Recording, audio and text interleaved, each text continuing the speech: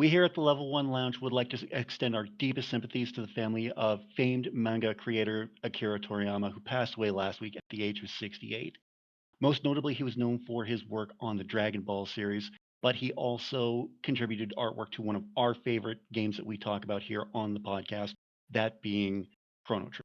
So we would just like to send our extreme sympathies to his family and fans and anyone who knew him, and may he rest in peace.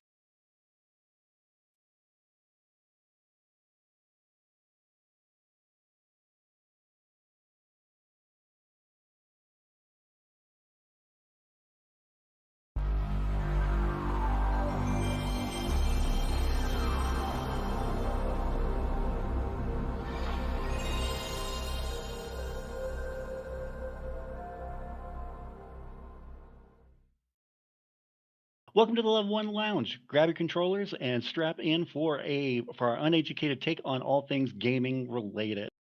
I am your host for this week, Irish Bandit, the only second Irish Bandit. But again, I am joined by the usual cast of characters.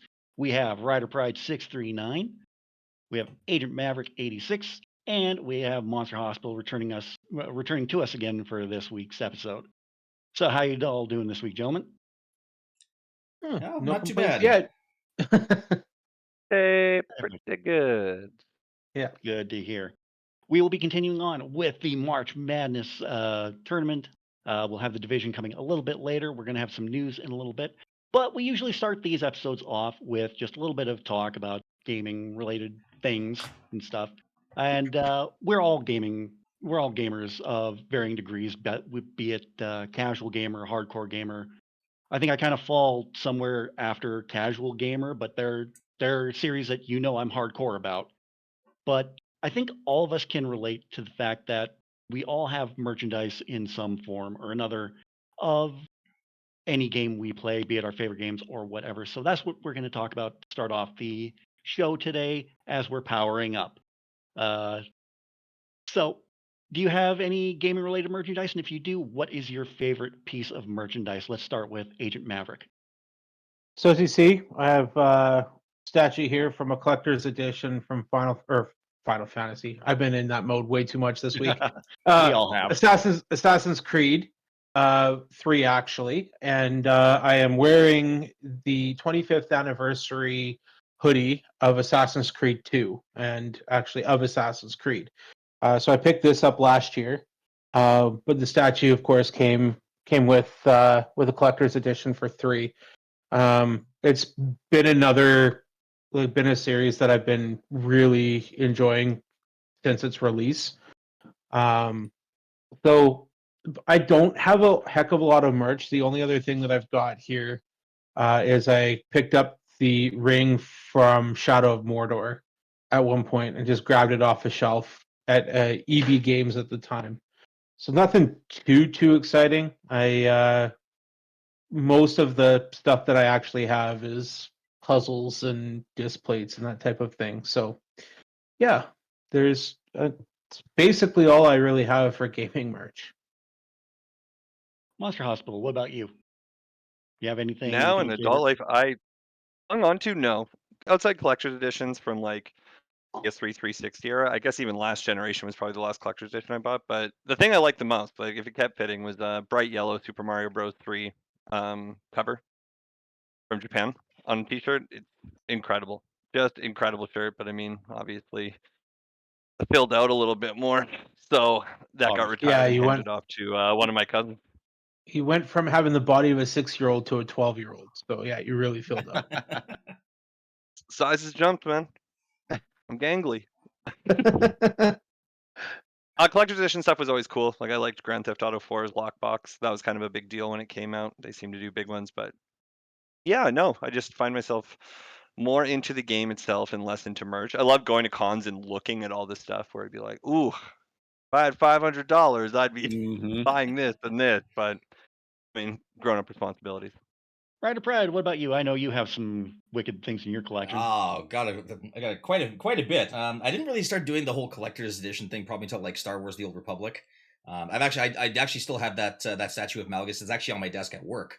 Although the lightsaber's broken, I haven't figured out how to quite fix that yet. Super glue hasn't quite done the trick for it yet, but I'll figure that out at some point in time. But I'd have to say probably some of the favorite stuff I've got. I've got a bunch of these sitting in my closet, and that's the Play Arts Kai figures from Final Fantasy VII Remake.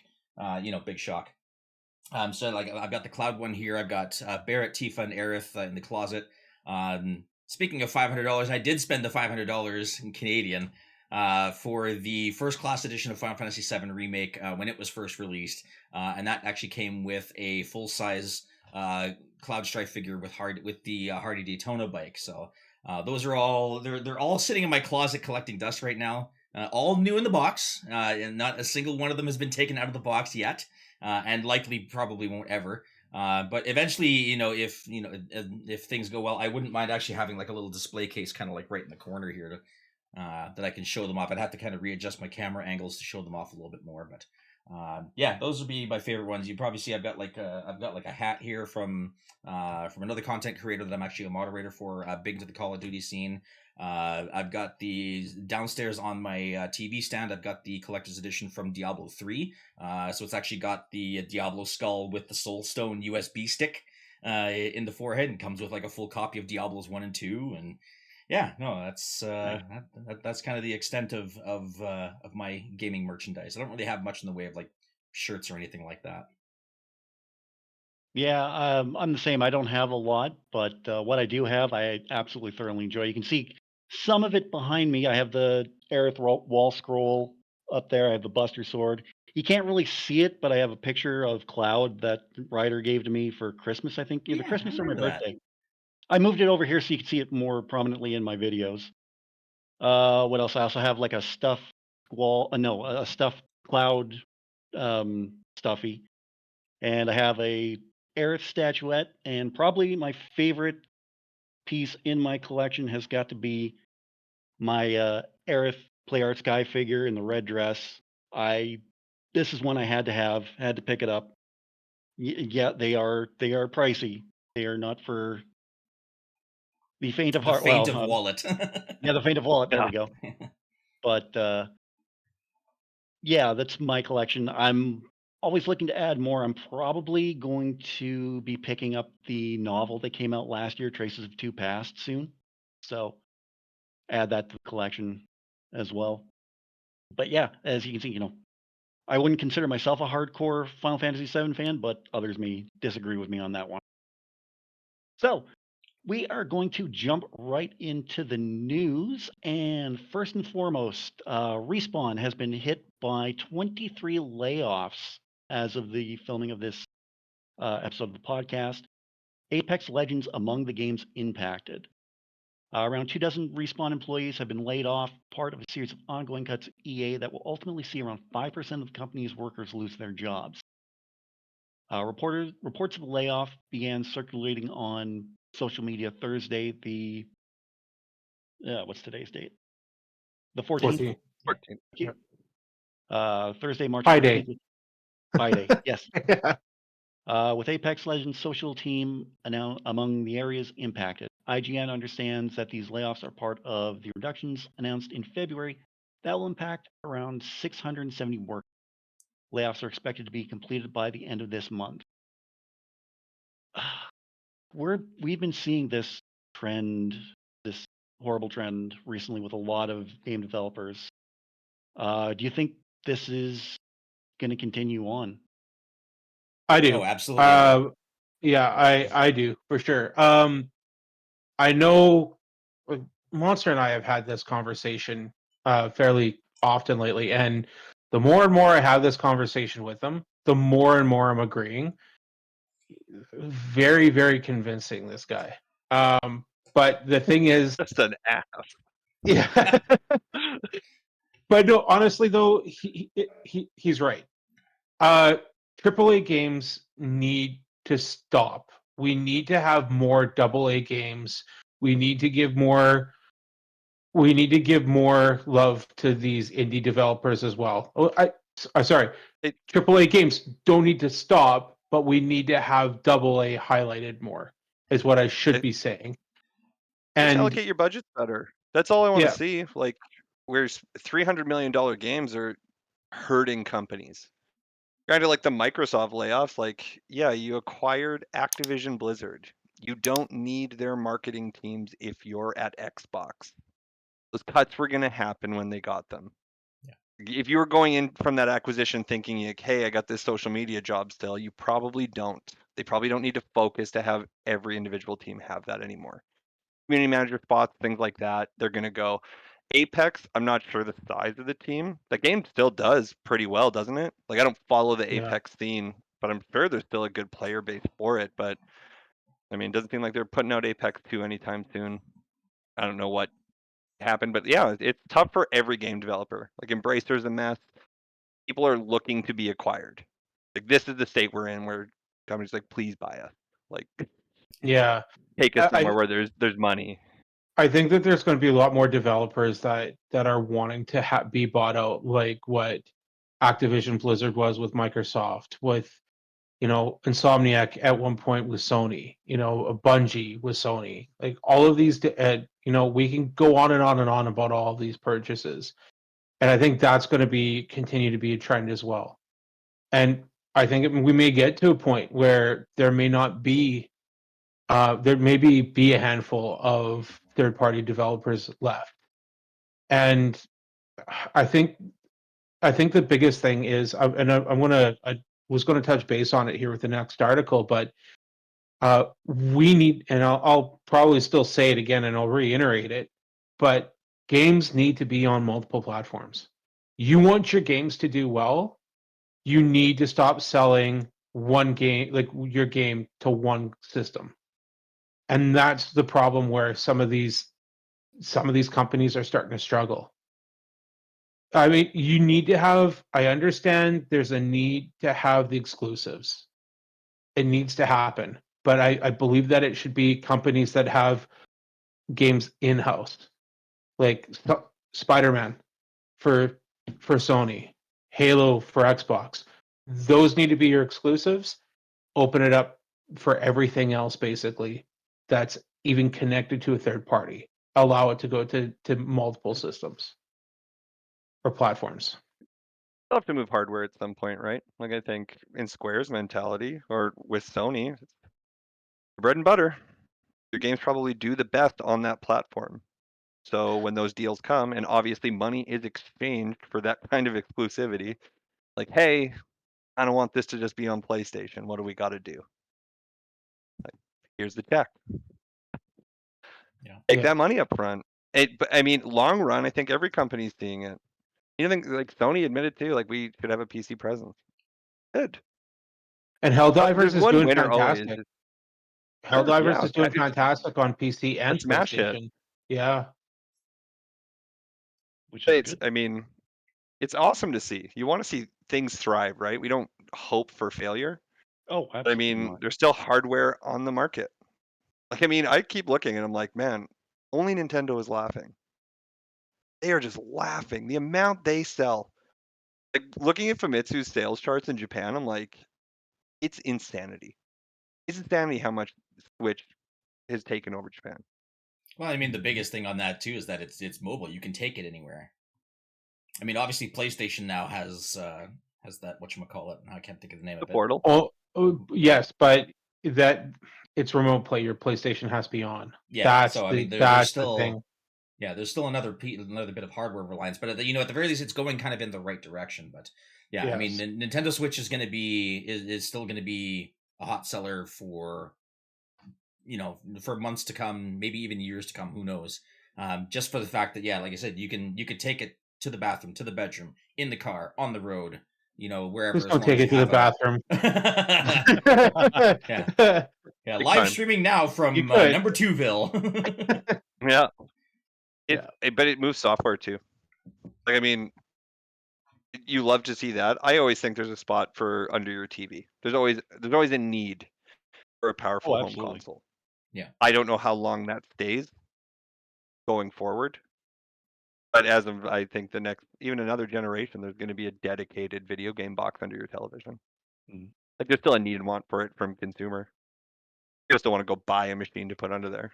Unless you're a PC player, in which case you're just constantly laughing at me, the console peasant, but I'll deal with it. I'll deal with it.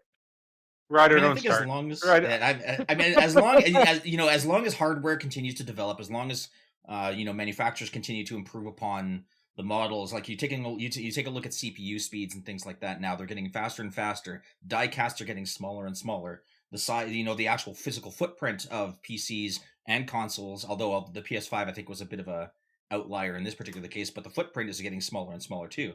To your point, Monster, about having a video game console underneath your TV. I don't even think I think it'll even go farther than that. I think it'll be video game consoles that you will quite literally just plug into the HDMI port in the back of your TV, and voila, you're off and running. well, or it comes with the TV. Take a look at what Yeah. Samsung did with Game Pass. I got a monitor here, has Game Pass on it. Like, And PlayStation offers cloud. They have a cloud system, don't they? You can play games over the cloud on they PlayStation. do for their PlayStation 1 and 2 games. And their PlayStation 1, 2, and 3 games that you need premium for, from what I understood. I think you You can could- play higher res games on their cloud. I'm almost positive you can. Oh, yeah. I may be wrong about They, that. I mean, you have to take a chance into it, right? You got to adapt. Yeah, that's the way the Everything's all markets are about going. adaptation. Yep, Yeah. exactly. Like, I mean, it's nicer if you just bought a new TV and it just has that option. Sure, it's not like the ideal way to play. I'll be the first to admit it. Some cloud games just don't perform as well as actually having the hardware. It will work, Mhm. but it's not ideal. Not until everybody basically has 2 gig internet in their homes. You got it. Like, it's still, that's the holdup, right? Rob, what else you got for us in the news? Oh, over to our next news story. Final Fantasy VII Rebirth sales may be lagging behind Remake, but in the UK. Final Fantasy VII Rebirth has been well received by players so far, but it may be trailing behind its predecessor in sales, according to a new report. The second installment of the Final Fantasy VII Remake saga finally launched this past week, picking up where the first game left off with Cloud and his allies leaving the city of Midgar to escape the forces of Shinra. Final Fantasy VII Rebirth follows the plot of the original 1997 PS1 classic to the end of the second disc, fleshing things out with a new story and side content along the way. So far, reviews for Final Fantasy VII Rebirth have been overwhelmingly positive, with much of the game's praise going towards its engaging plot and hours of playable content. In fact, Final Fantasy VII Rebirth is the 5th highest ranking game entry in the legendary RPG franchise, falling only behind Final Fantasy IX. According to a Twitter post from GameIndustry.biz head Christopher Darning, Final Fantasy VII Rebirth is trailing behind Final Fantasy VII Remake in terms of box sales in the UK, with its opening weekend being down by nearly 30%. As Dring Report points out, sorry, I got his name wrong, Final Fantasy VII Remake was first released just as COVID-19 lockdowns began in the UK, which impacted its own physical sales. However, this only applies to physical sales figures, as the digital data for Final Fantasy VII Rebirth won't be released until later this week. I don't know if that information is available now, but is this a sign of the times? Is it going to become more digital gaming over physical media? Yes, but you gotta take this with a grain of salt with Square. And I love Square's games. All of them have been great the last little while, with the exception of Forspoken. Forspoken was the worst game I have played in the last 10 to 15 years. Horrible. Won't get into that. But anyways, despite that piece of dog crap, their games have been decent. They have been really good. I picked up Valkyrie Elysium for an example. Crisis Core. All of it solid. Square needs to stop setting unreal expectations for their sales. I do not know why they keep doing this. They do this every damn year. Stop it. You have these outrageous sales goals and you think you're going to push these out. It's not ever going to happen. Cut it out. And you whine and complain that your games aren't selling the way that they need to. Well, that's because you set unreal expectations. You're trying to make yourselves look better for the investors. Valkyrie Elysium didn't sell that great. Forspoken didn't sell that great.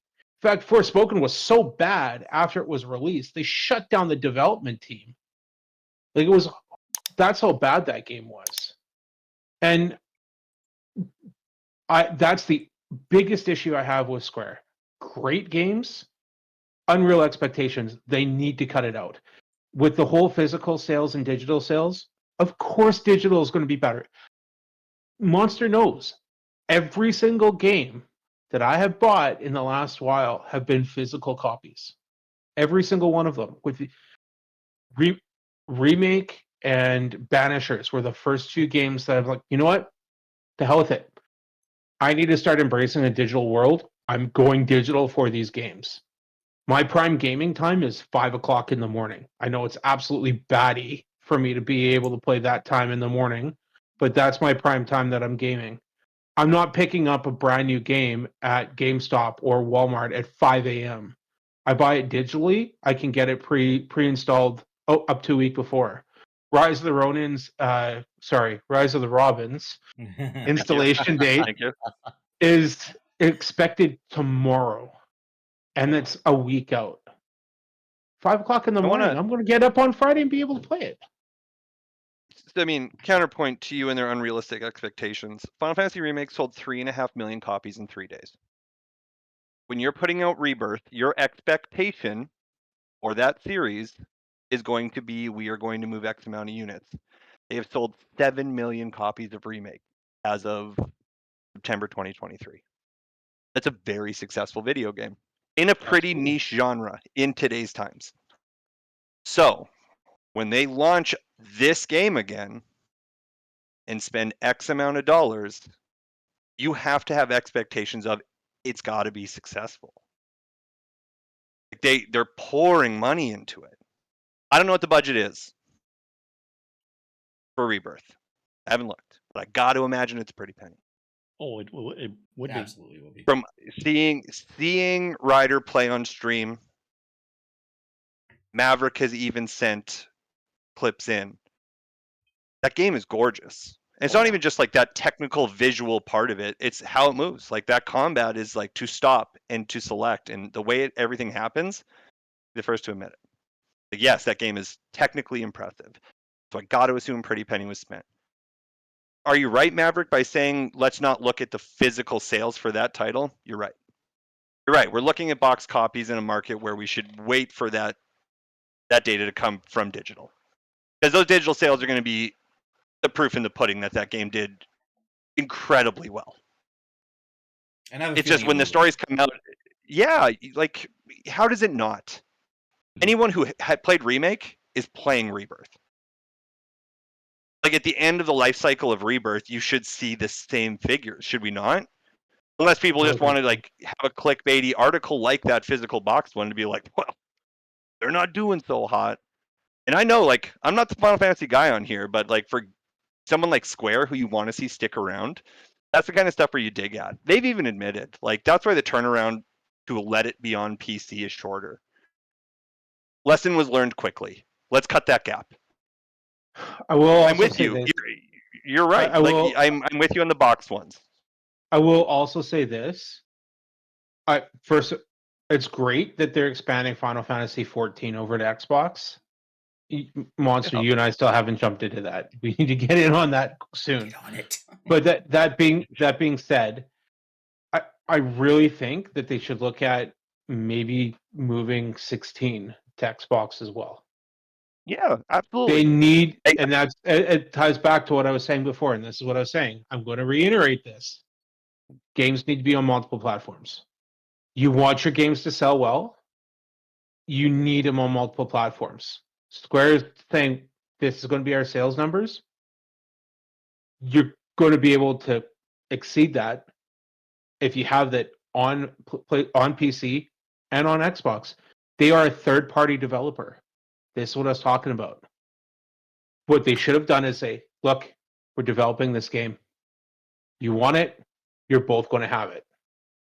Who knows? I'm guessing Sony dumped a ton of money on their lap, and they said, "Okay." Oh, more than likely. But and why wouldn't they? But at the same time, I mean, got to weigh your options here. I think they should be looking at pushing 16 onto PC a little bit quicker, and look at It's pushing it over to happening. Xbox. Yep. This year it's coming out. There'll be a demo soonish. But Yeah. I mean, 7 is kind of synonymous with the PlayStation brand. Sure, you can download like the OG on an Xbox game store, but it goes hand in hand with PlayStation. It's a franchise. Like when I think of PlayStation, I think of Final Fantasy still to this day. And I know the series has come out on other platforms, but it's kind of synonymous there. Yeah, You and to can get it on that the point, Switch now. yeah, and I mean to that point too, I think that's one of those things where like Mav was mentioning too. I think the exclusivity thing eventually just needs to go Die. away for good. Yeah. Yeah, because like I said, companies they're kind of hamstringing themselves with making money, but also going into the whole physical versus digital thing. Monster actually pointed this out a while back too. What's when it comes to games being available on other platforms, what's one very, very common device that everybody has with them at almost all times of the day? One of these little guys right here. Physical games are going the way of the dodo, unfortunately, and it's that's going to be the way of things. I mean, yeah, it's nice to have a physical copy of things. Yeah, it's nice to have like collector's editions of things like that, but it's That's the option. when it comes to spending, like especially when it comes to like development costs and things like that, that's one way to basically cut your development costs. Stop printing on unrecyclable plastics and cardboard. Do we feel like it's weird that it's happening to Rebirth in these kind of articles? Because this isn't the only one I've seen regarding physical sales for this game.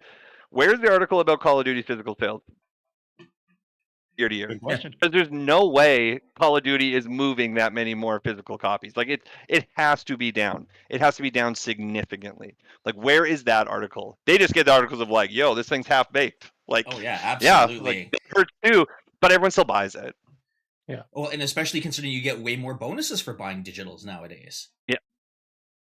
And not just Call of Duty, not just Final Fantasy, but you take a look at other games that are offering like digital deluxe Well, is a very, very common thing now. I mean, Yeah. Microsoft with an Xbox and PlayStation, they give you points for buying games, and you can redeem those points for gift cards. PlayStation's starting to do that now too. Like I've got almost enough for $25 off my next purchase already after Same buying thing 2 on Nintendo games. Switch. Like Yeah, even on this Nintendo is an Switch. ongoing thing. Like I'm Yeah. going to save money buying it digitally. But anyways, Our relationship with retailers are just different now. Yeah. The only one who has the solid one is still Nintendo. Their online infrastructure is bad. And they will not put in the money you think to keep up with the other two. They have good relationships with some of the biggest retailers. Like Sony and Microsoft have figured this out. Buy the box, buy all the games from us. Just do it through us. Save yourself that hassle. Rob, what else you got for us? Okay, well, kind of leading in from that last article, PlayStation gamers reportedly losing access to purchase games via a serious bug. PlayStation users have brought to light a bug that reportedly caused. Let me try that again. I can read. PlayStation users have brought to light a bug that is reportedly causing some console owners to lose their digital licenses, meaning that they can no longer access games that they had previously purchased. While digitally owned games once seemed like the future, it's a format that's now attracting more and more concern. With delistings and server removals becoming more commonplace, there's no guarantee that we'll always retain access to our digital purchases. It's a similar predicament regarding the purchase of films and TV shows.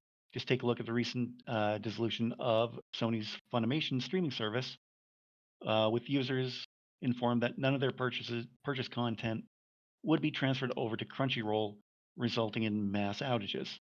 Is this something that we should be worried about with delistings and games just poof going away just like that? And this goes back to the whole digital versus physical thing. Now we're into the downside of things, because you take a look at how the digital world works. You're technically not buying the game itself. You're buying buying the the license. right to access it. And not even so much the license for it, you're buying the right to access it. they can revoke that access at any time for any reason. And all that's, laid out in the, 742 page terms of service that nobody ever We never reads. read. But I mean, that's What are you just talking about? I go through it unfortunately. line by line. Yeah, I bet you do. I don't. Who give me the number to your lawyer? But There, we might need an educational patch on this, but I thought that I heard that they are actually close to a resolution for that. So I will dig into For that the and get bug? back to for that Oh, bug. okay. The bug is one I thing, came but ac- still, it's happened. PT is Yeah. the thing. Mhm. Games are. This will happen. This is going to continue to happen. and the developers have come out and said it's going to happen. You don't actually own these games, but yeah, that is a downside to having digital compared to physical.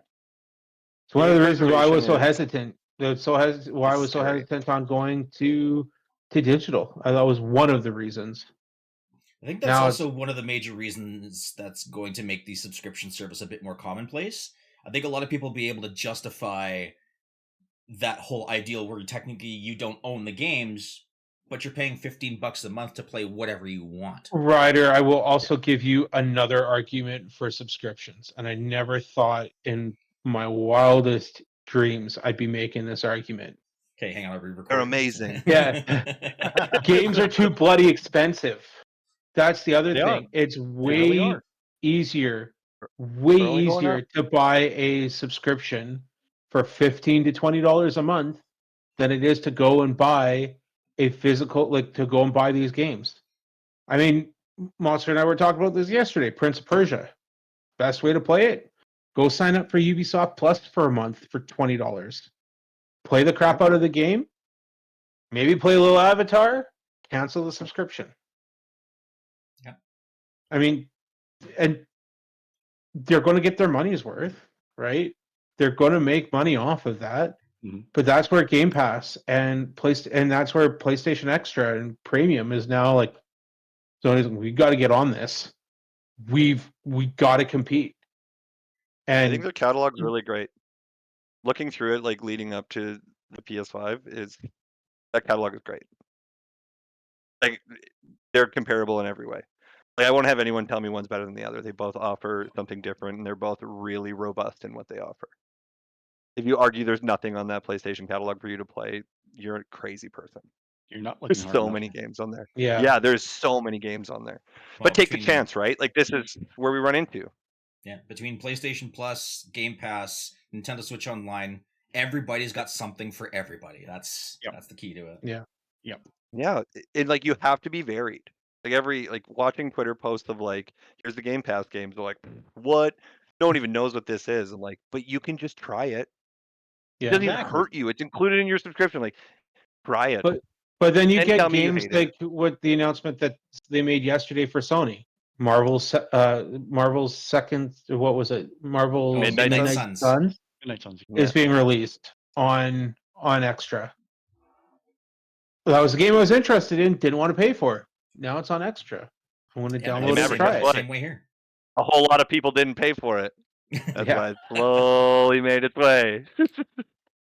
Well, same thing will happen with Suicide Squad. Second life. I'm all for it. I'm all for it. When it goes free to play, player count goes up guaranteed. Because it will. Do I feel burned that I spent the money I did? Absolutely not. Yeah. But the way that free to play model will work is that I just get to reap the benefits of it because I paid for it and watch everyone else be like, I don't want to pay for this next season's content. Cool. Then you won't move forward. But the game is free now. It will go. Like the strategy now when games like that come out, like Anthem should have just rode that train. Hung on and just been like, I would argue. I would still argue the gameplay for Anthem was fun. It was great. I had a blast with it. You should totally play Suicide Squad then. No, we're not. We've Some had of those this characters play exactly like At least Anthem. not yet. No, not until it's free. Which it will be. It's a Monster Hospital guarantee.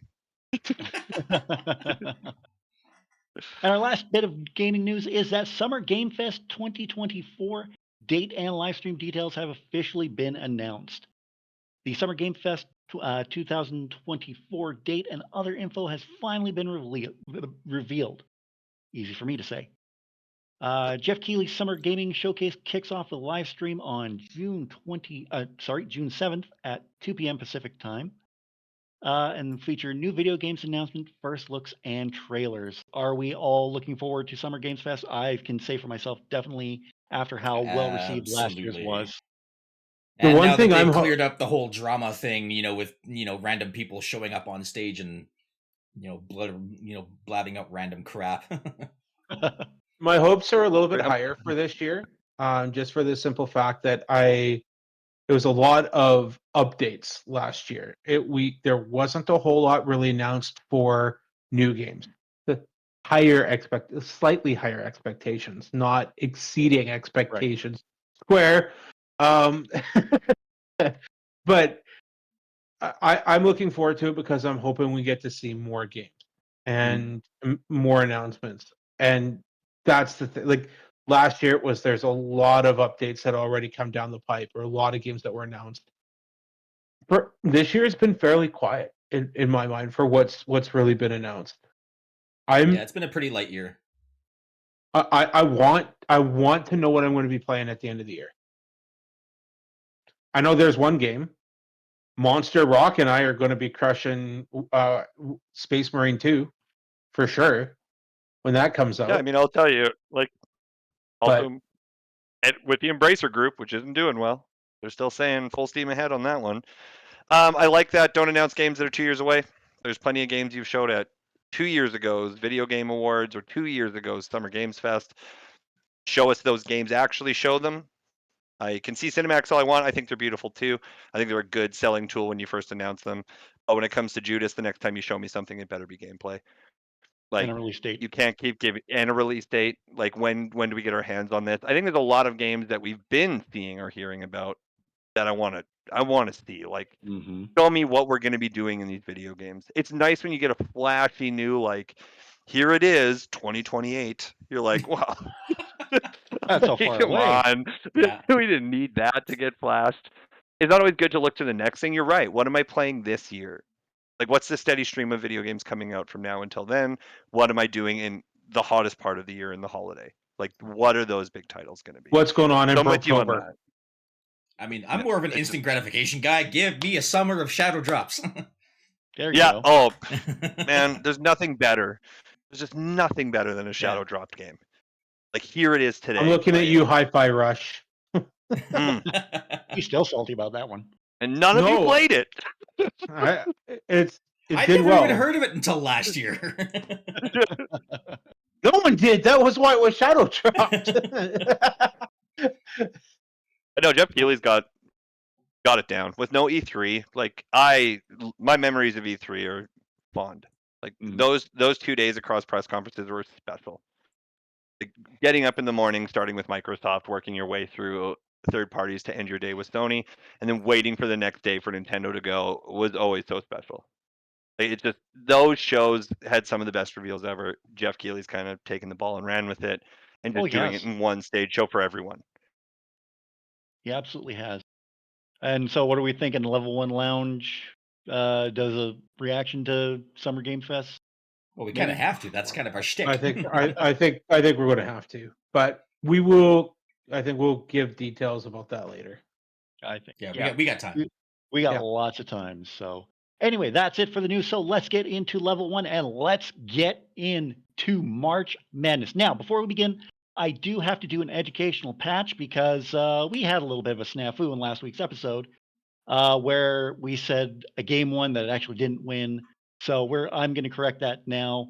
It was during the Sonic the Hedgehog versus Mortal Kombat matchup. Our illustrious editor, Ryder Pride, caught this one. And we have to say that Sonic the Hedgehog actually won that bracketing, not Mortal Kombat. So we're going to be giving that one to Agent Maverick. I won one. I won one last week. He took so many L's last week. It's not even funny. Bad. Bloodbath. Yeah. So and I was the one that came up with the category. So yeah, Yeah. that was great. The architect of his own demise. Yeah. Right? I randomized it. Did you? I randomized it in my favor. I mean, what? No, no. So this is where the Exact Thor meme opposite. comes in. Is it? Yeah. Though? Is it though? Yeah. So we'll fix that in the bracketing, but we'll get right down into it with our first matchup. That being my pick of Super Mario World taking on Earthbound. And whose picks was this again? This would have been I'll tell you, Super Monsters. Mario World. This is Super Monsters. Mario World was also on my list. So get ready for easiest win ever. First of all, let's get our points out because it's going to be Super Mario World. I've been struggling with this one too. Earthbound did something at a time that was so special by not making it fantasy based, not your typical anime-esque affair, and made it like it's you and your friends discovering a world. Earthbound was neat in that way. It took chances that no other Japanese role-playing game did at that time. That being said, we are talking about one of the, if not the greatest 2D platformer ever made in Super Mario World. So it's nice that our boy Rob had put it on his list as well, because in each side of the bracket there is the best of Mario. Like it's Absolutely. crazy to know on either side you're like, well, you've got the Juggernaut Super Mario 64, and now you've got Super Mario World. Rob, what makes Super Mario World so special to you? For me, first and foremost, nostalgia factor. It's just a great game. You can sit down and play. Wonderful to look at, wonderful sound. Um, Again, going with that nostalgia thing is just sitting around with my family watching my nephew play it. 'Cause it's totally just, heartfelt for me why this made my list. Watching him being the first one in our family to finish the game. So, but other than that, on technical standpoint, it looked good. It sounded good. It played really, really well. I loved the levels in each world. Just such a colorful, joyful game to play. The secrets in that game. Oh yeah. Second way outs, the way you would have to maneuver the map to get over or under it is so special. And you're right, nostalgia helps. It's the last time my sister flourished in video games is in the 16-bit era. So still every once in a while, she is going back to play Super Mario World. It's just that special. It is the template for when they're doing a new Super Mario Bros. Game now. This is what they're using. Everyone loves Super Mario Bros. 3. I'm with you. Incredible game as well. But what Mario World did was like took that times 100. Oh, they And then they absolutely gave raised the the bar world on like, that one. and they gave you Yoshi. Fun fact, guys, you ready? Ready for my hot take of the week? There's gonna be a lot of them, but Yoshi Monsters. sucks. Hot take. Yoshi sucks. Ooh. Yoshi is a tool. Shots Yoshi fired. is not a great character. All right, Yoshi comment sucks. section. You know what to do. Ooh. Go ahead and ride on Yoshi. He falls into a pit. Guess what? There's more Yoshis. Well, next week we'll tell him. Yoshis. You know what? We'll tell him next week after the comment section blow up. After that comment, we'll say, "Okay, bud, get off the cross. We need the wood," because he'll be crying. Listen, man. Yoshi sucks. They called Yoshi's Island Super Mario World 2. What a travesty that was. What a travesty. How dare you? Just call it Yoshi's Island for all I care. That's fine. Do not call that game Super Mario World 2. Baby Mario also sucks. Yoshi's Island sucks. Super Mario World, incredible. It is winning this bracket. It's sad for Earthbound and Earthbound fans out there. I hear you. You can't deny Super Mario World. Can't. Speedrunning. Okay, Speedrunning. so Community. Yeah. Super Mario World it is then. I've already put that in the bracket, by the way. So I'll update. I think that everyone later. was going like when I saw it too. I'm like, well, this is tough. Yeah. But yeah, Super Mario World. So overwhelmingly for Super Mario World. Yeah. I think that's our first unanimous one. I think so. Yeah. Even I have fond memories of it. Who doesn't? Yeah, exactly. Plumber, man. He's undeniable. I've never played Earthbound, so. Or are we talking about Super Mario World still? Play Earthbound. You'll love it. Oh, You'll love it. It's a classic in its own right. Mhm. Yeah. All right, so Super Mario World advances. All right, on to our next matchup, Witcher 3. I think I want to say that was Maverick. Witcher 3 against What's that? Sorry, I'll let you finish. Please go ahead. Witcher 3 against Legend of Dragoon, which is another one of my picks. So, rock, paper, scissors, shoot to see who goes first. Oh, no, you don't have a choice. I'm taking it. I'm going Oh. first. Loaded the gun and coming at you. No, there's no way I am letting Legends of Dragoon move forward with this. Are you okay? Legends of Dragoon, not that good. Oh, shots fired. That was one of the few. I tried playing it, couldn't do it when it came out. Drove me crazy. I understand there's a lot of love out there for it. I would be willing to try a remake right now, but Witcher 3, the lore alone. We kept talking last week about all of these different endings for these games. There were 16 different endings for Witcher 3. Almost did it again with Final Fantasy. I was just gonna say. Yeah. There's 16 different endings for Witcher 3. And every single decision that you make, even the way that you do quests, and like, oh, I'm picking up this contract over here, not doing the contract, doing the contract impacts every single section of the game. They thought every moment out. And even when the DLCs came out, I will get on my soapbox about this for all the time. DLCs are overpriced. 100 in a lot of cases. In a lot of cases, I will argue that this was one of the first games that came out. $25, $30 for a DLC. I'm paying it because each DLC was could have been a whole other game. They could have sold it for $80 at the time. The world, the lore, everything about it, your romance options between Chris and Yennefer, and even eventually Shawnee shows up eventually too. All you Witcher fans, I know you guys are familiar with all that. The references they've made to the book, to the previous games, you even have the stories being impacted from Witcher 2. There's no saved file to load on your PlayStation 4 or PlayStation 5, it gives you the options to say, this happened at a point in time. You're sitting down for an interview with someone. Oh, is this person alive? No, I chopped his bloody head off. And that impacts the story. The guy, if you say, hey, he's alive, he takes one of your contracts from you and you meet up with him. There's so much behind it. And even in the combat, there's so many different ways that you can go about it. And the one thing that's critical is you need to be prepared. You're not going to be you don't have that kind of being prepared that much with Legend of Dragoon. Oils, potions, magic. This is such a loved game. There's no bloody way that Legends of Dragoon is better than that. Not going to happen. Unless his argument's better. Hit him, Rob. Okay. I felt the story for Legend of Dragoon was very well done from beginning to end. Just one of the greatest stories I've ever witnessed. That's not from a Final Fantasy game. We'll just put that out there right now. The combat system, the combo system was so well done. Not perfect, but it was really, really smartly done. I loved the transitioning from the normal forms to the Dragoon forms when you can get in that mode of combat. It was just so much fun, so well done. Graphics were great for a PS1 at the time. Music was stellar.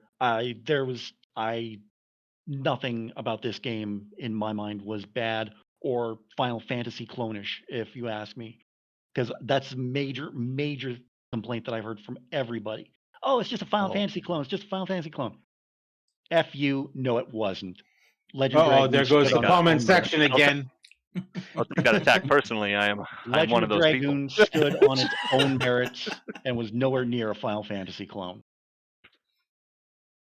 Oh, I will Sure. agree with Rob on that. It's definitely not a Final Fantasy clone. And yeah, it's definitely a game that's very, very near and dear to my heart as well, for exactly those reasons that Rob pointed out. Great story, great music, love the combat. Totally takes it in a completely different direction compared to your standard turn-based hack and slash. Overall it was a fun game. But we're talking about a game that has such an expansive universe to it. Yes. Including books, including now a TV show. I mean, does Legend of Dragoon have Henry Cavill in it? No. No. Dude, that one hurts. Ow.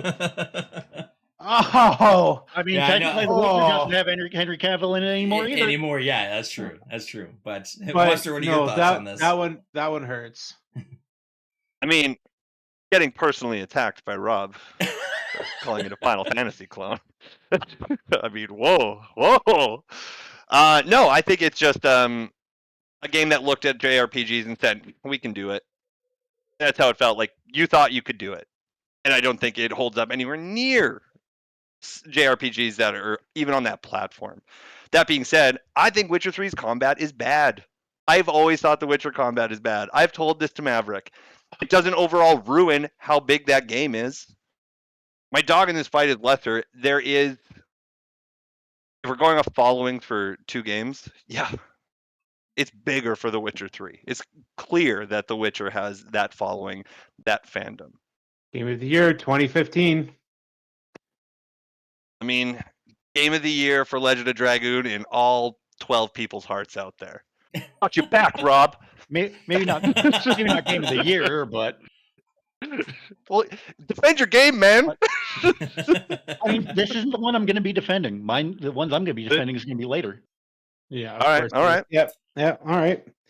So what if I said Jade Cocoon was better than Legend of Dragoon? Is that a Heard hot that take? game was good, but I never got to play it. Yeah, same. Listen, it's pretty good, but I don't know. Without you guys there, we're doing retro roundtable one day. We're all gonna pick games out of a hat, just go at it. See what we haven't played and put it in a hat and go for it. No, if it's coming down to it, if you're wanting my vote and we're gonna need it, I do have to side with Witcher 3. I think length in the content they put out after, support for it. Different times, obviously. You couldn't do expansions for Legend of Dragoon at that time. But The Witcher really has expanded and is a juggernaut. Yeah. I think if Legend of Dragoon had some sort of like remaster remake, maybe we could make more of an argument for it. But yeah, no, in the case of impact on gaming today, yeah, I would have to back Witcher 3 on this one. As much as I love Legend of Dragoon, like I said, it's a great game, and I absolutely loved it. But yeah, no, I will definitely say Witcher 3's got it on this point. I got my win.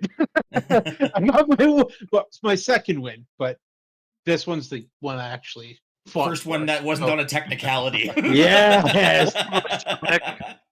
Put Mortal Kombat back on the board if that's how you're gonna feel about it.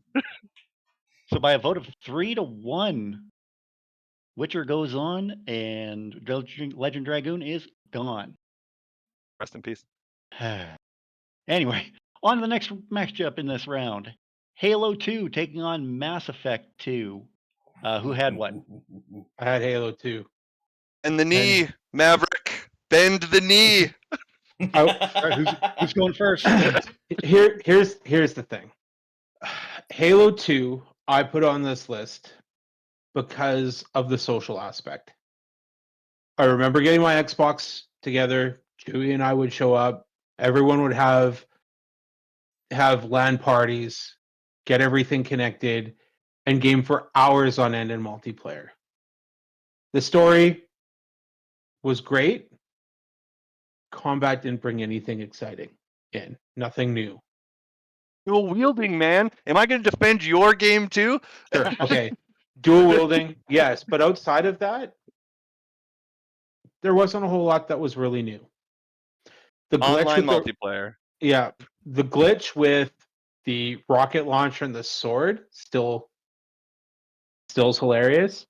And having Chewie's girlfriend at the time screaming at the top of her lungs, "Screw you, Maverick," for slicing her in half across the map with a sword. Great times were had. That being said, Mass Effect 2, I've never played it, but I know the following. I know how much that game has impacted people and how much it is loved. So I concede before we Well, even you know- start. No, are you not even You're going not to give him even an argument? Come you on now. conceded. He will not. He will not be See- denied. I'm It's gonna tell too you big. this: Mass Effect 2 isn't just one of the greatest sequels ever made; it's one of the greatest video games ever made. And it's It hard for takes me to defend everything against that that. Mass Effect 1 did, and some would say made it easy mode or simplified it for all the right reasons. Long-winded scanning sections in that vehicle gone. Go to the planet, hover above it, get your materials that way. Let's get you back into the bulk of what's important. Your crew, the relationships you have with them, building into, guess what? I know Chewie's listening, are going to be listening. Spoilers for Mass Effect 2. There is a suicide mission at the end of Mass Effect 2. Mass Effect games were connected. This was the idea of their universe, was that they were all going to connect. Yes, comment section. I know Mass Effect 3 didn't pan out that well, ending-wise. Still also a great game in its own right. But Mass Effect 2's loyalty quest got you so close with your crew that you cared about every member, and how you put them in spots in that suicide mission could either save them or cost them their life. If you're not those persons who are like video game completionists, you're like, I'll go back and do every little thing. If you had a normal playthrough with it, maybe you missed something and you lost a party member, you feel it. You feel the weight of that in that suicide mission. Ramps up the whole game. Like, there is no turning back after this. You start Mass Effect 3, you feel that weight because of how important that mission was. But that's arguably the best cast of characters. I know you guys will argue with me on that, personal feelings, in video games ever. And they tightened up the third person shooting as well. This is like that hybrid of like the shooter RPG was taking off. So we're getting away from just more traditional fantasy from like the Elder Scrolls or even turn based from what we're seeing in Japan or copycats here in North America. Mass Effect 2 is special. Like it will forever probably be in my, I'd even say, top 5 video games of all time. And this But is you can also play during a now, Mass time- Effect Legendary Edition. Yeah, exactly. I think this is also during a time when, BioWare were releasing games and telling stories. They were the gold standard for storytelling. And they still, even to this day, I'd actually argued they still are. They don't see many games from BioWare nowadays, but yeah, Mass Effect, Star Wars: The Old Republic, Dragon Age.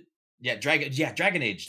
I knew there was one more out there, but yeah, like BioWare is up here when it comes to their storytelling. There's very, very few people or few developers that can come close to that. So yeah. Yeah. I'm having a hard time, as I said. There's no way I'm going to win this fight. Great memories in Halo 2, Mass Effect. Yeah. Halo 2, honestly, though, Halo I did 2 feel like a badass. Awesome. Like, permission to leave the ship, Captain. Where are you going? To give the Covenant back their bomb. Like, that part there, like, just watching him fly and actually, like, through space and drop a bomb back on the ship. Phenomenal. Great game. Great. Decent story. But I know Mass Effect had a much bigger impact on the gaming community. I concede. Didn't stay good. Concede. It didn't stay good. I'll admit that. Andromeda happened. It's bad. Bad game. But Mass Effect 2, one of the best of all time. So All I think right, by now- unanimous decision, it's Mass Effect 2. I think so, yeah. All right. Mass Effect 2 advances to the next round. I feel like All this right, next one, I think I'm going to be fighting myself again. No, you're brother. not. One of the games on this list too, baby. No, you are not. Well, in this next matchup, we have Doom taking on Metal Gear Solid. I know, Ryder, you had Doom, the DOS edition. I should add that out. Yeah, Well, 1993, let's go. Yeah, Doom. He had Doom. Yeah. The Doom. And who had Metal Gear Solid? I had Metal Gear Solid on my list. Okay. Ryder, I did believe you as I well? had it on my list as well, yeah. Yeah. So now again, we're going back into two very, very definitive eras of games, which is kind of wild. This is going to be a tough one. This is gonna be a tough one. I mean, Doom, like I said, like I mentioned before, in the first time that Doom came, when he had the plans on this one, Doom defined the FPS genre. Wolfenstein 3D started it off. Doom took that genre and molded it into what it is today. Not just with the gameplay, but with the original music scores that you're still literally hearing to this day. So, you know, songs that were made in 1993, you know, we're talking like 40, oh, no, sorry, not 40 years, 30 years ago. Sorry, I'm trying to age everybody. Don't too date us quickly that here. much. So we're taking music from 30 years ago and making it relevant today. So I mean that's a pretty large undertaking to actually be successful with stuff like that. You know, from the gunplay, the iconic guns, the double-barreled shotgun, the chain gun, the BFG 9000, which, you know, if I were a wrestler, that would be my finishing move. Great name for a finisher. Yeah, absolutely. Yeah, Doom, like I said, Doom defined a genre that we're still seeing the effects of it today. That's my argument for Doom. Monster, you're What up. if I told you Metal Gear Solid is the stealth genre? There is no Splinter Cell. And I have to without- agree because it was so Yeah. good. And I think in a time where the PlayStation opened all of our eyes for what it could do to tell stories. Obviously cinematics then mean more. Like now I'm get it done in game. In-game storytelling is so crucial to me now. But Metal Gear Solid's cutscenes are a movie. Yes, if we looked at them now on YouTube, yes, they are going to look dated. Very, very dated. Meryl's face is not there. It's not there. What that game takes chances on in terms of gameplay, in a time where having something fast-paced and action-heavy was important, Metal Gear slowed it down.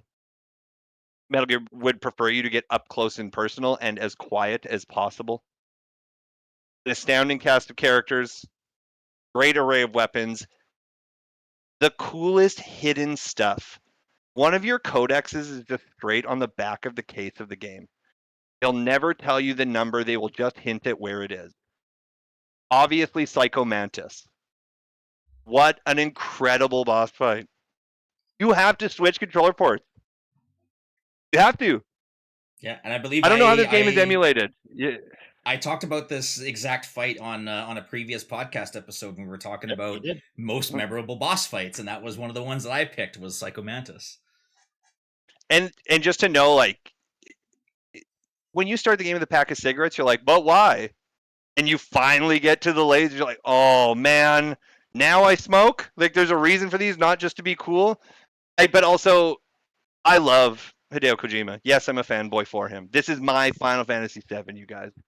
His world is insane. The story is insane. But Metal Gear Solid did everything for the stealth genre. Everything. Much like Doom gave us the footprints. This is why it was tough when I saw it, because Doom also revolutionized a lot of things in the way Metal Gear Solid did. I mean, who's the Doom Slayer anyway? Who is he? A descendant of B.J. Solid Blazkowicz, Snake. apparently. Hey, that plays. That adds up. So, if you don't mind, I'll put in my 2 cents about this because it's actually something I've been kind of thinking over as well. He's like, I haven't played either, but here I go. Actually, I have played the original Doom. Didn't finish it, but I have played it. That being said, I also understand that without Doom, we wouldn't have a lot of the first-person shooters that we have. Metal Gear Solid, same thing. We wouldn't have the stealth games that we do. I'm a huge Assassin's Creed fan. You know, or think about that's the Tom Clancy games too. Yes, exactly. And so, that being said, for me, the biggest impact between the first-person shooter genre and the stealth genre is basically how I'm kind of weighing this out. I've enjoyed first-person shooters. I like them, but I love my stealth games. I got to go Metal Gear Solid on this. Ooh. All right, I think there's a wrong one here. Yeah, like there really isn't. But let's arguments let's are good for let's hear from Rob. Oh. Because see, I hate both Maverick, these games. You're both losers. Maverick, I am the exact opposite. I love first-person shooters, but I hate stealth games.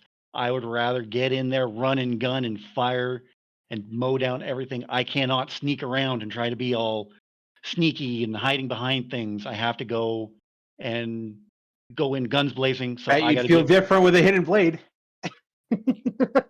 Yeah, but I how gotta many give- stealth games can you go through where you can press a button and everything in front of you disappears? So my vote's going I to just- Doom. Yeah. Roll the dice. So we got a tiebreaker. I think we have to do the dice tiebreaker. I'm okay with this. If Doom loses to a dice roll, I'm totally okay with this. Even Both Doom, games have odd, done Metal so Gear? much. Even Doom, Metal Gear Metal Solid. No And whammies, no whammies, no whammies, no whammies, no whammies, no whammies. Odd Doom. Here we go. Okay. It's 1. So you say Odd was Doom? Yes. We're gonna re-listen to this. I don't know if that's what was said. I'll double check it when I edit it because I had to do it No, that's- the last time too. It's Doom. Either way, It's Yeah. Doom. I'm not mad about this one just because of like Neither am you look I, at greatest games of all times. They And it's a both need good to be thing over. These that are we on that weren't playing list. D&D because that was a 20-sided die. Oh, Jesus. Get those ones out now then. Yeah. Okay, well, Doom advances by a dice roll. Wow. On to our Split next decision. matchup. Split decision. Split decision, yep. Warcraft 2 taking on WWF SmackDown 2 Know Your Role. Who had Warcraft 2? I don't know at Warcraft. Absolutely. All right, well, I'm Oh, going man. first for this one. Okay. My argument is basically what I had when we were matching up Tony Hawk's Pro Skater 2 SmackDown Know Your Role. I had to mention it again. Just had to Great. dump salt in that wound. A little bit. Great roster of talent. For the time on the PS1, graphics were very well done. An expansive creation studio for Create Your Own Wrestler. Full on, well, great match types as well in that game. Again, this isn't one that I will totally all out defend, but those are my arguments for it. If it loses, it loses, but And I mean, you're going up against Warcraft 2. We're talking Yeah. about, I mean, the original Warcraft was great in its own right. So much fun to play. I think Warcraft 2 really took the ball. And again, we're talking about a game that redefined this particular genre for the RTS games. Blizzard did an absolutely fantastic job. They took a game that was already fun, added an amazing story on top of it, gave us some great music, and of course, cheat codes. Because if you play through it once, you got to play through at least once with the cheat codes on, invincible units and instant harvesting and things like that. But I mean, yeah, like I said, Warcraft 2 basically evolved into what we know today. Obviously, it's expanded well into World of Warcraft, which everybody knows has gone through its 792nd expansion, something like that. Something like somewhere that. around the give or take 1 or 2, yeah. But yeah, no, Warcraft 2 was an absolutely fabulous game. Any like PC players from way back in the day, there's not very many that you'll run across that haven't played this game. So I think that's my going argument for Warcraft, in that it was a game that defined the RTS genre. It was a game that defined its own story and evolved it into what it did, into what it is today. I have a dog in this fight. Surprisingly enough. What? Yeah, I'm serious. There's no way. Yes, I do. All right, Actually. let's have it. Let's have it. So, first of all, WWF I didn't play. Warcraft 2 I did. Here's the thing. I did actually have a PC that was able to run it at one point. That was one of the very few games that I played. It was Warcraft and StarCraft. Both amazing games. They are the only RTS games I have ever actually played. I got to go with Warcraft on this. It actually had a story. It had all these fractions that you could use. Sorry, WWF. I realize. No, I there's know. a It's lot like a behind niche it. thing. Warcraft 2, Ryder hit the nail on the head. It revolutionized RTS. And even somebody like me who doesn't do PC gaming anymore still made a point to play that game at one point. So, sorry. No, Warcraft 2. I totally get it, Mav. I know the WWF, WWE games are so niche to some people, but It's hard to compete with something that revolutionized it, Yeah. right? Like, revolutionized the game, right? The same argument we were making with Witcher 3 and Legends of Dragoon. It revolutionized RTS. As a wrestling fan in my house pro wrestling podcast. Yes. plug. Link down below in the You're- description, by the way. Yeah, if you like stories, the game's season mode is quite robust. Yep. In how you choose to build those feuds. Am I salty about Tony Hawk? Absolutely. But at that time on the PlayStation, Rob's right. It is a very impressive video game. In that generation of wrestling games, is not my favorite. It belonged on the 64. Warcraft 2, on the other hand, yes. Warcraft 2 did something to the RTS genre, which was speed it up and make it more exciting. It didn't feel as slow as other RTSs. You were engaged in the speed that it was. That lore is whatever for me. I'm a StarCraft guy. There is no StarCraft without Warcraft. Fair. I do not get StarCraft without having Warcraft 2. That Blizzard formula at that time, firing on all cylinders. Those games are incredible. Sorry, Rob. Got to be Warcraft 2. No, that's fine with me. So 3-1 for Warcraft. Think so. And Warcraft All right. 2 specifically. Warcraft 2 3. specific. Everyone's playing Diablo 2 Lord of Destruction. No one cared about Warcraft. yeah, they did. Very popular scene for Warcraft And I 3. still haven't Yeah. played StarCraft 2. Oh, you got to get on that. That's Don't add more things to his list. It's already long enough as is. We'll do it's it in the still- it's retro. Well, you know what? We'll do constantly it in the pick. We'll pick from a hat games we haven't played. All right. Excited. SmackDown 2 is eliminated. Warcraft 2 goes on. On to our next round matchup. It is going to be the fantastic BioShock taking on Mhm. Call of Duty Modern Warfare 2. Who had BioShock? Because I think I know who had Modern Warfare. Oh, I thought Rob, I figured you had BioShock No. on that one. No. Dang. Okay. So Was it's me. Have a Monster. harder, have a little bit harder argument here. Monster It was me, and- Austin. All right. I think I went first last time, so I think I'll let you go first this time. Your monster. That's what I thought it was. BioShock. That's a defining game. A lot of copycats from BioShock. It's unfortunate that the matchup is against Call of Duty Modern Warfare 2, the most popular Call of Duty. Single player Rusty. first person shooters are special. I understand the argument that's going to come from Modern Warfare 2. I even think there's some stuff in the single player that's worth arguing. BioShock story at that time with that gaming audience was what we needed. It propelled people to write better stories. And that plasmid system, as much as it's not a typical RPG, but that shooter RPG fare, some of the best. Rapture is still one of the best worlds you could visit in a video game. Oh, yeah. Soundtrack, Agreed. incredible. I mean, if we want to count the twist at the end, the M. Night Shyamalan, if you will, hit you with that What a twist at the end. twist. What a twist, right? It was. Well, it was. It was nice to see Rob playing it on your channel because it brings back those memories of like, wow, was that game special? And when a time was just like Halo 2 was a hotness. It was coming after that era of Xbox game, and we were still getting ready for the Halo 3s and this kind of game. BioShock blew me away. I think the whole series is great.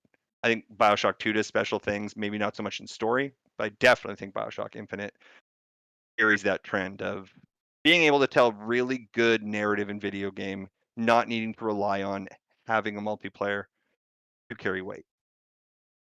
BioShock's incredible.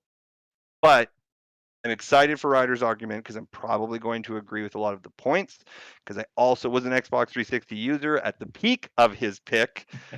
Ryder, Tell me about Call of Duty Modern Warfare 2. Man, and we are talking about the 2009 version of Modern Warfare 2. So just That's right. just so everyone's clear in the comments. I mean, we've all seen what the current Modern Warfare 2 has done for the Call of Duty landscape, and she's a little bit of a stinker on that one.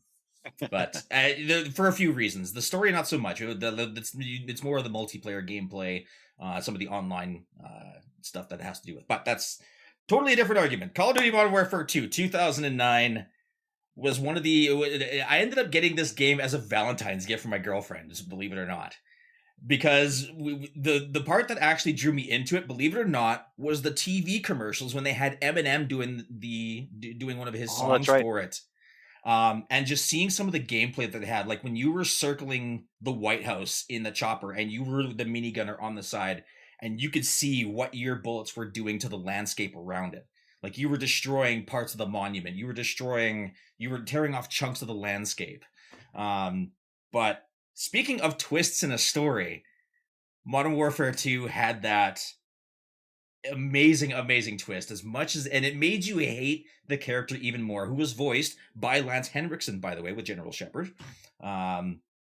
Absolutely amazing story. The gunplay was amazing, having all the different gun sounds being unique to their weapons. It's a lot different now because unfortunately the Call of Duty franchise they don't have the naming rights, or they aren't able to get the naming rights to the guns. So having the original guns in the original Modern Warfare 2, true to form to what they are, when you had the M4A1, you had the Magpul Masada ACR, you had the Intervention Sniper Rifle, you had the Barrett 50 cal, like all these iconic weapons that people knew and loved from the original Call of Duty Modern Warfare, and just made everything that much better in the game. Then you start going into the multiplayer aspect. Now, the whole cheating stuff aside, the multiplayer was incredible. Modern Warfare 2 was actually the very first-person online shooter that I actually got into the competitive scene with. And I wasn't actually half bad. I wasn't really all that great, but I mean, I wasn't CDL material, if that's what anybody was wondering. But the story, the gunplay, the multiplayer aspect of it, all of it, I still have fond memories to this day for. I love BioShock. I think that having that type of storytelling, especially like the whole 40s 50s motif, it was amazing. It was so good. But with Modern Warfare 2, and this kind of goes back to the whole to the whole Doom argument, it basically took a genre, breathed new life into it, and re-revolutionized it again into what it is today.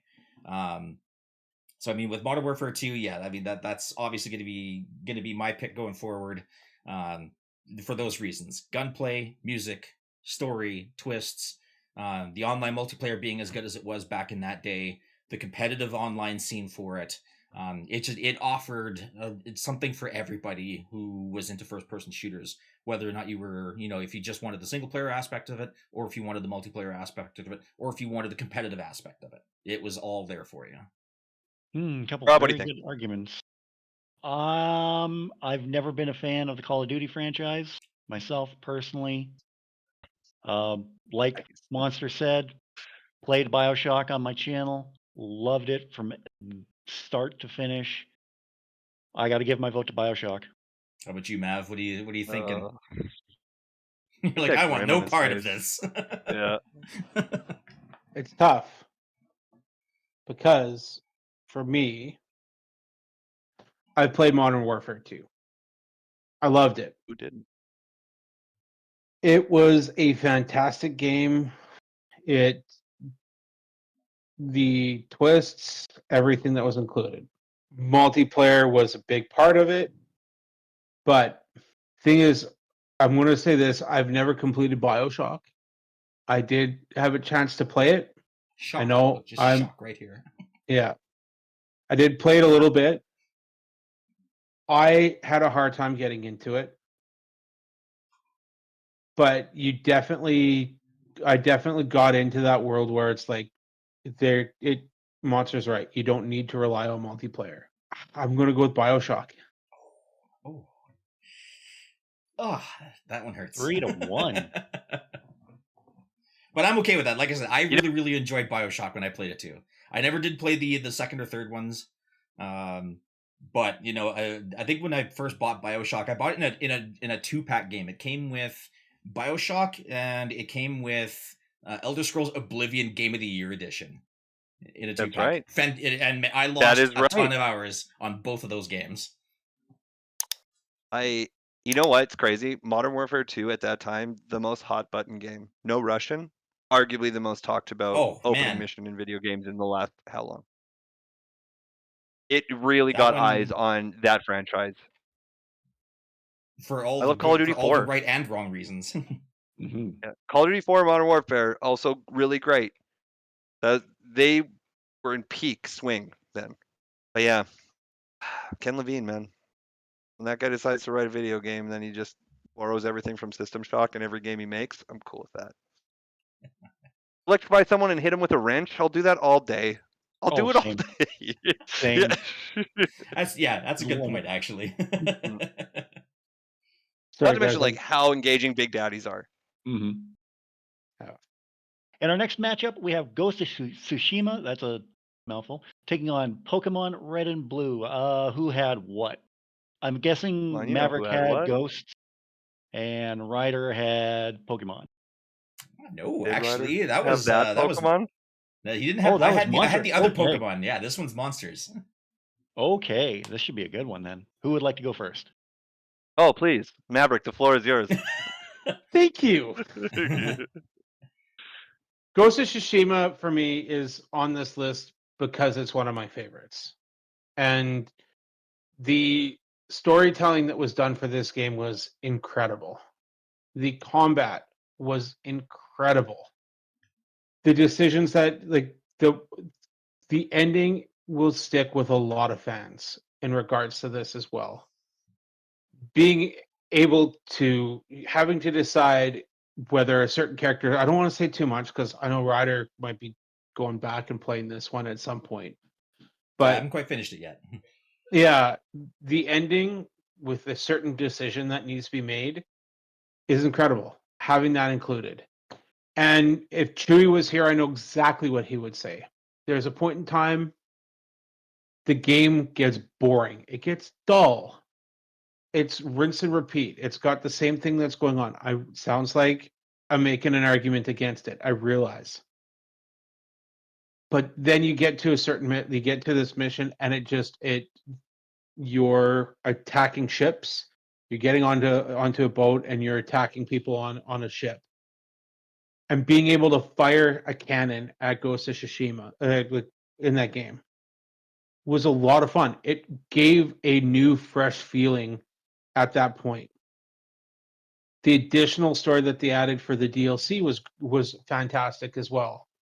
The graphics were incredible. I could go on about that for way too long. Customization, everything was like it appears that everything was visual, but at the same time you're able to say, okay, well I'm going into this situation where archery is going to be better. You switch to a different armor set. Oh, I did really like I'm going into a combat situation. I have this. Then they bring in the ghost stance. So much fun. Just rage mode basically, slicing people in half. Just and done in black and white beautifully. They had a Karasaga mode. I know I probably mispronounced that. Kurosawa. Kurosawa. Thank you. Yeah. And it was amazing. It was beautiful. Visually stunning. Story was great. And you see this character develop from being dedicated to a certain way of this is the way of the samurai. I need to be up. I would need to be face to face with my enemies. To I'm basically becoming a 16th century Batman and having no problem killing and doing what I can to free the country that I'm in or the island that I'm on. Absolutely love the game. It is a must play. Fantastic game. And that's why I put it on my list. It is definitely it's one of my top 5. It's on my top 5 games of all time. All right, Maverick. Monster. I want to be the very best, like no one ever was. To catch them is my real test. To train them is my cause. Wow, samurais, am I right, guys? We're Oh, talking what a- about the juggernaut, Pokemon Red and Blue, a series with 480 million units sold. What a beast! For turn-based RPG players, what a dream. You get to collect 150 playable characters. It's the perfect stepping stone for anyone who wanted to learn this game. To this day, I know more people who started playing these types of games because of Pokemon than any other franchise in the genre. It is storyless, essentially. Become the best, catch them all, beat the Elite Four, you're the best. You know where the game really shines? When you linked your Game Boys up with a friend and you got to battle and trade that way. When you knew a kid at school is like, my 6 are better than yours, you're like, link up, homeboy. Let's see what you've got. Typing's in everything. I can't believe I'm going to also add to your argument. But with the N64, there's Pokemon Stadium as well. A perfect companion piece to an already incredible video game. For a series that is still to this day beloved, even when they come out bad, people are still buying them. It's honestly, it's a mascot now. Who did you say the lead character was in Ghost of Tsushima? Let me tell you about a little character called Pikachu. I don't know if you've heard of them. Kind of a big deal. Let's talk about an animated series that was arguably another reason why that game got so popular. What was that Ghost of Tsushima movie called again? It's coming. Hey, it's Oh. coming. It's Well, coming. Not here at the point of my argument, so that's no good for you. It is. Has everyone here played Pokemon? Oh, absolutely. That's how I cut my teeth. This is exactly Maverick, what I'm have you played Pokemon? Yeah, I did. Rob? To an extent. I'm in here have played Ghost of Tsushima. I haven't even finished I it. think there's 2. And that's exactly how I'm going to argue with this as well. Love Ghost of Tsushima for all those exact reasons. Fantastic Sure, graphics. it's great. Great story. Love the main character. Pokemon, I grew up on that. Pokemon TV show, I grew up on that. Pokemon card game, I grew up on that. I grew up. Pokemon From now, to this forever. day, and as bad as it is, but even both my wife and I have both had a ton of fun together, playing together, sort of, kind of side by side, not exactly at the same time, but my wife and I played together on Pokemon Scarlet and Violet. None of this would be possible without Red and Blue. Nintendo coming swinging again. You want to do what? Catch these creatures and have them fight? We're in. You're brilliant. Yeah. The high school bullying between your 6v6. That was Man, memories, it's just man. when you really get into the typing too, like it's Gen 1 is Gen 1. Like it's base level, like this type will beat this type. As the series progresses, obviously, it gets deeper and deeper.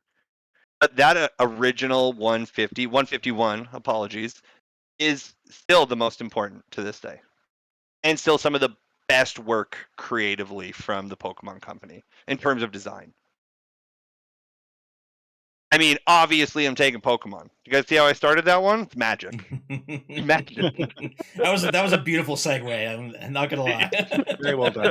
Very well done. What do we think? My vote's Pokemon. Rob Ryder. For cultural impact alone, I got to go with Pokemon. Maverick, what do you got? Yeah.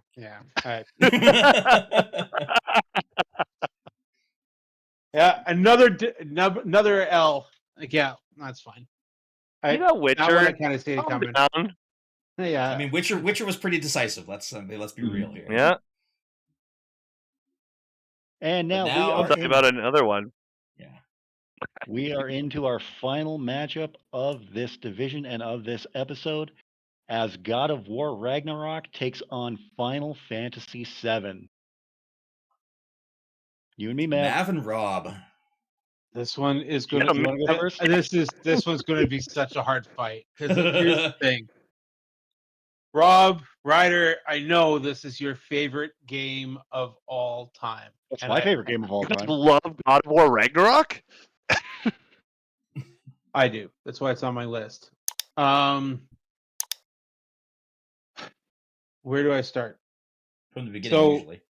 I really don't want to give away any spoilers though for Ryder because I Do it really anyways. want him to be It's going to able. be a while before I get around to it. He'll probably forget. Man after my own heart. Man after my own heart. Okay, the side stories, the character development, all of it. I went over this before the first week that we were doing March Madness. The opening scene with Fenrir broke my bloody heart. Having the, as I mentioned before, I talked about it before, having that fight with Freya first thing. You know, Freya's pissed that you killed Boulder and set Ragnarok off. Great opening scene. Then you get into a certain point, Fenrir dies. Broke my bloody heart. Spoilers. Oh, kidding. The way that things progress, even with Atreus, the combat they brought in with him, because you do get to play as Atreus for a while, and his ability to turn into a wolf and then eventually a bear has so much fun for the combat. And the one thing that eventually happens, even the character path that happens and the forgiveness of with Freya and how Kratos and her work things out. It's beautifully written game. I mean, the every single moment I absolutely love being in that world. That's why I keep going back to it and replaying it over and over and over and over again, and why I've streamed it as much as I have. It is such a great game. Every character has a clear objective. And there's one thing that I will not spoil for Ryder. There's a certain character death. If you've played it, like other than Fenrir, and it is one of the, it's not really comparable to the other game, but there's a really, really tough character death in Ragnarok. Kratos. I kill him. I'm not Dead. going to say it. I can't say it I without. got you. Don't worry. Kratos dies. No.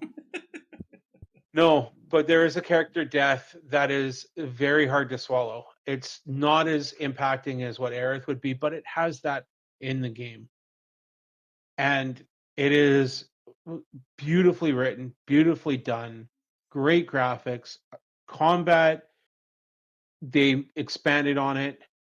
Ryder's familiar with how that game worked in 2018 and how the combat was. It only got better. The shields they brought in, like you had a parrying shield, you had a stonewall shield which stores up energy. You can modify the way that you can attack those situations. Enemies got harder. Yes, even the Valkyrie Queen, I'm going to say is harder in God of War Ragnarok than she was in the 2018 version, because it's another Valkyrie who has some more training. The Berserkers, and not just having one to fight at a time. Sometimes you had 3 at a time. And you have to be able to use all your weapons and be very strategic. Amazing game. All right, so let's hear Final Fantasy VII's argument. How many games before 1997 had one of their major characters just die partway through the game? Monster. Pick me. Chrono Trigger does that. Continue, Rob. You go- Continue. Yeah, okay, you have a point. But how many were doing it afterwards, after Final Fantasy VII? Final Fantasy VII revolutionized the RPG genre. It has a diverse cast of wonderful characters. The character development, okay, is a little sketchy at times. I won't deny that one. This game isn't perfect. I will go out and say that right now. It is not a perfect game. There are some things that, are missing in that pivotal scene at the end of disc 1. When Sephiroth is coming down, you can see his hands and they're completely gloved. When impact happens, you see him again, his gloves are on. Where the hell did they come from? Okay, I admit it's not a perfect game, but there are still elements in there that are so well done characters. You have a great cast of characters: Cloud, Tifa, Barret, Aerith. Uh, why did I want to say Squall? Damn it! But you know the cast of characters. Great locations, great music, a great villain in Sephiroth. This underlying theme of environmentalism, of commercialism, corporate greed. When you factor all that into it as well, it was just so so well done.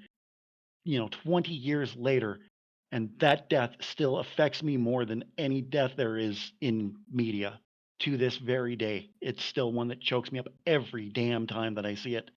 And like I said, this is the game that I will fight for to the very end. So Final okay, Fantasy is my favorite game of all. Final Fantasy VII is my favorite game of all time. It is the one I hold every other game up to. you mentioned character development. That's one thing that I should have added to in reference to God of War Ragnarok. We all know how Kratos has been hard-headed, angry, wanting to take on the world. This game, there's so much that has impacted him that he softens.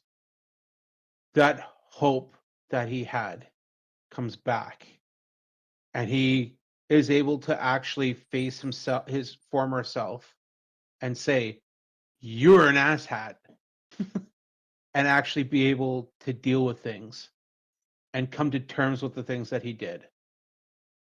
I understand that death impacted you for sure.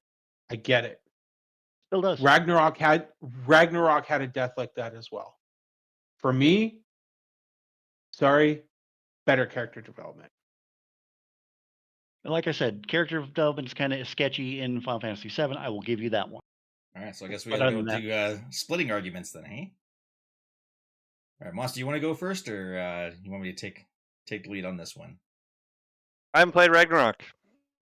I've obviously seen Maverick play Ragnarok. I've played a little bit of 2018 on the Steam Deck. PS5 times, yeah. I'll play through 2018. And then I'll eventually play Ragnarok. I've played Final Fantasy VII. Sorry, man. Like, from what I see of Ragnarok, looks a whole lot like it's more 2018. That's fine. Like, you really like that series of God of War games. That's awesome. Final Fantasy VII literally became the trend of a series. The way characters look, the way music is. The system's got a whole lot better. Because I still think Materia is just okay. It's just okay. I'll agree with you on that one. It's just okay. But it's the bar. It is the bar, and it kills me to say as a 16-bit JRPG fan, Final Fantasy VII is what people look to make when they're making that style of game. To this day. And that's crazy, because it's been how many generations since, but it's still the gold standard. It's a tough one for you. But I mean, like Witcher 3 could have had the better argument here. You randomized this, Maverick. I'd have to go with them on that one. Well, And yeah, I agree to all those points. I mean, Final Fantasy VII is it basically revolutionized the 3D JRPG genre. It took, it started off of 6 and basically utilized the graphics. Now, that being said, God of War graphics compared to Final Fantasy VII OG graphics, that's a really unfair comparison. Night and day. Yeah. Night Yeah. and day. I will agree with that one. So, but I mean, I love God of War 2018. I had a lot of fun with it. It was tough. It was gritty. The story was good. The characters were great. The Final Fantasy VII characters are just that much better, in my opinion. The story was that much more pronounced. And then you take a look at everything that comes with it. You've got Final Fantasy VII. You've got Crisis Core. You've got Dirge of Cerberus, although not really a lot of people talk about that one. You've got Before Advent Crisis. Children. You've Advent got Before Children. Crisis, Ever Crisis. You've got, there was a card game. There was a freaking collectible card game for Final Fantasy that involved a lot of Final Fantasy VII characters. And it is, and you know, you look at what it is today. Again, without that OG Final Fantasy VII, the game wouldn't be as big as it is today. Which pains me to say, because like I said, I had a lot of fun with God of War 2018. I can't wait to play Ragnarok when I can get around to it, because it sounds like it's going to be a lot of fun. It's going to be a great story to follow. But my heart's always going to be with Final Fantasy VII on this one too, for those specific reasons. God of War is great. Final Fantasy VII is just that much better, in my opinion. You know what's it's crazy too, because they changed the formula of God of War. Because like, yeah, there's a long line of God of War games. I like my Kratos mad and angry and punching Zeus's head into mush. That's my Kratos. 2018, my biggest issue was they're like, this is the modern way of games. We have learned from The Last of Us where we should have everyone just be soft all of a sudden. I'm not a toxic but male. if I have a you're- heart. I'm sensitive. Oh, But I guess- your idea, if that's the only way to get character development across, sometimes a badass is a character too. I'm not saying that they don't need to have a badass, but even okay. No, I'm saying I want my Kratos to be a badass. You can like your Kratos being a daddy all Look, you want. End of God of War 3 perfectly explains that, though. It perfectly explains what Smashes his happened head with him. into mush. You can continue pressing circle forever. Forever. It just fills your screen with blood. You don't have to stop pressing it. I would, as soon as he realized that he opened up Pandora's box and had hope, as soon as that hit him, his life changed. Everything changed for him. Imagine if they just didn't make any more. They We almost wouldn't be did having it. this They conversation. tried. They tried to. They killed him. He took the sword of Olympus and drove it through his own stomach to try to kill himself Awesome. to release hope. How rad is that? Here he is now with a kid. They gave it a human element. Just to see him, Yeah. Maverick, I love you, but I had to. Clearly, those games are extremely popular and very well received. The thing is, I will also say this: both games have had remakes and retellings. Final Fantasy VII right now is the one that everyone's turning to the most right now, and that's the thing. It pains me that this game has lost so much. It lost that it should have gotten Game of the Year, but Elden Ring came out that year. How do you compete Yeah. with that? Yeah. You don't. Exactly. So And I Yet mean, again, to that aspect, Final Fantasy Ragnarok VII hasn't gotten loses. a Game of the Year either. oh, Is that Elden Ring DLC is coming up? Yep. If I swear to God, Game if of the Rebirth Year, loses Elden Ring to Elden DLC. Ring DLC, I will riot. I love that Game Awards. Just like, and you all have chosen Elden Ring DLC. Crazy. Wow, that would be something. yeah.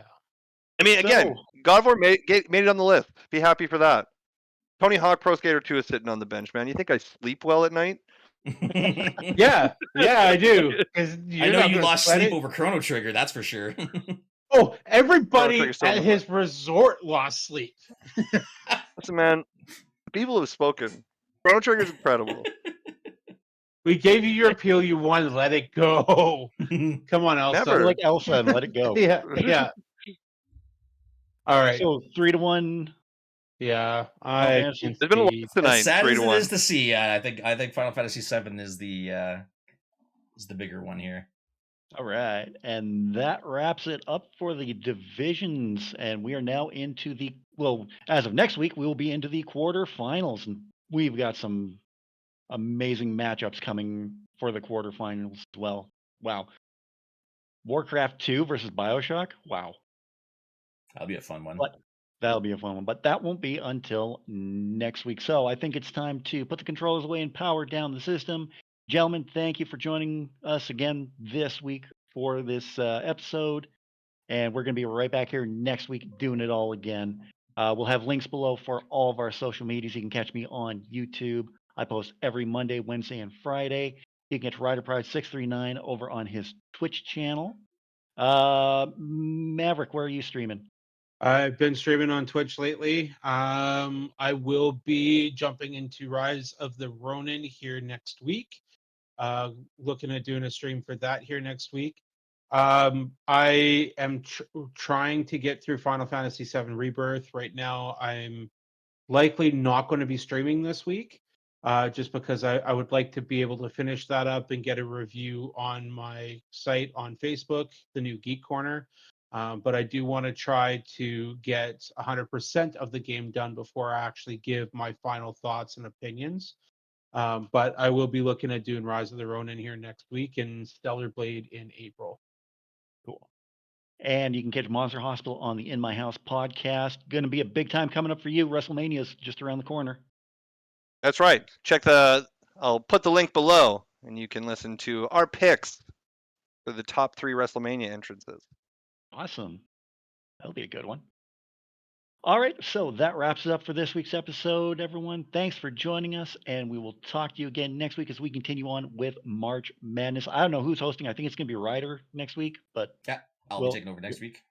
We got it. We got to get Monster hosting an episode. Bad idea. Put in the Bad comments. You want to idea. see a Monster hosted episode? Get it in there. We'll be canceled. Anyways. Also, don't forget to until like and subscribe, everybody. Yes, like and subscribe. Well, we put the like and subscribe bumpers in every once in a while. So, but yes, like and subscribe and share. And we'll see you all again next week. Until then, take care.